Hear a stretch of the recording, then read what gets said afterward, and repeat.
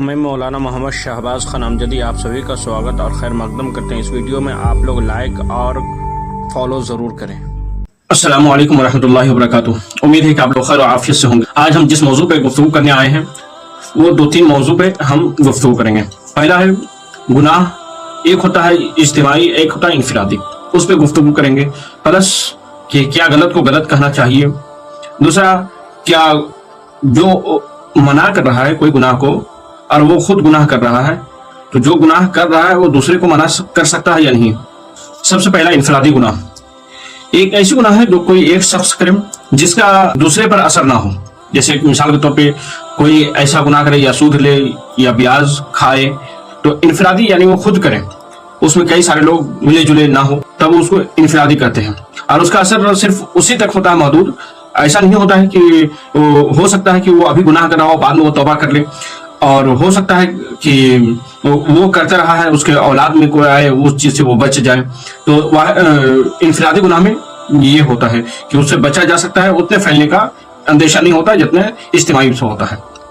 اب اجتماعی گناہ اس گناہ کو کہتے ہیں جو گناہ اس رسم یا عمل میں شامل ہو جو ایسے اسے فروغ دے، یعنی کوئی ایسی بری عمل جس کو کئی سارے لوگ انجام دیں، چاہے وہ کوئی ایک قبیلہ والے مل کر دے یا کوئی ایک گروپ والا مل کر دے یا کچھ شخص لوگوں کو اکٹھا کر کے دے، تو ایسے گناہ کو اجتماعی گناہ کہتے ہیں۔ یا پھر کئی سارے لوگ اس گناہ میں شامل ہو، اس کا اثر بہت ہی خطرناک ہوتا ہے جو انفرادی کے مقابلے میں۔ اس کا اثر یہ ہوتا ہے کہ 4 لوگ آج کر رہے ہیں، کل 12 لوگ کریں گے وہ گناہ، اس کے اور جس نے شروع کیا ہے اس کی گناہ کو اس کو ملتا رہتا ہے گناہ۔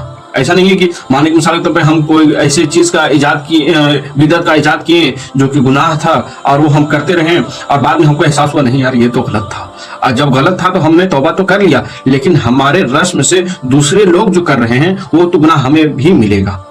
تو کوشش کریں اجتماعی گناہ نہ کریں، کیونکہ اس کی گناہ کے حد صرف آپ تک محدود ہوتی ہے، اور اس کی گناہ آپ سے کئی سارے لوگوں سے جڑا ہوتا ہے، کیونکہ آپ نے اس میں کئی سارے لوگوں کو شریک کیا اور آپ سے کئی لوگ سیکھ سکتا ہے اور بہت سارے اسے بڑا پیمانہ بن گیا۔ تو ایسا ہو سکتا ہے کہ بعد میں لوگ اس کو ثبوت کے طور پہ پیش کرنا شروع کر دیں، اور کبھی کبھی ایسا ہوتا ہے کہ یہ گناہ لوگ کرتے رہتے ہیں اور اس کے خلاف جلدی بولنا بھی کبھی کبھی مشکل ہوتا ہے۔ خاص طور سے ہمارے کچھ حضرات بولیں گے تو ناراض ہو جائیں گے، کوئی مولوی مولانا اگر بولا تو شاید ان کا چندہ بند ہو جائے یا امامت سے ان کو برخاست کر دیا جائے یا پھر اس طرح کا انجام دیتا ہے۔ میں مولانا محمد شہباز خان امجدی آپ سبھی کا سواگت اور خیر مقدم کرتے ہیں۔ اس ویڈیو میں آپ لوگ